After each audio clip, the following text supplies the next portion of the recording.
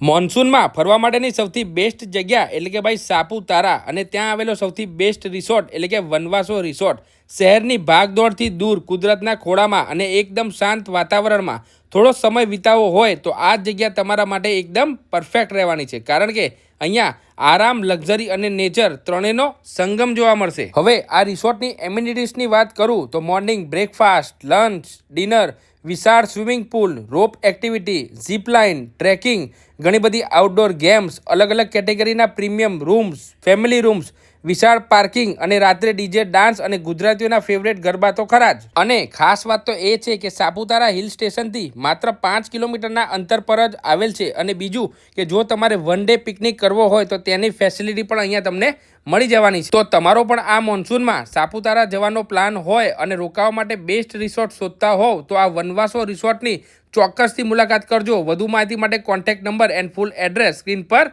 Mention જ છે.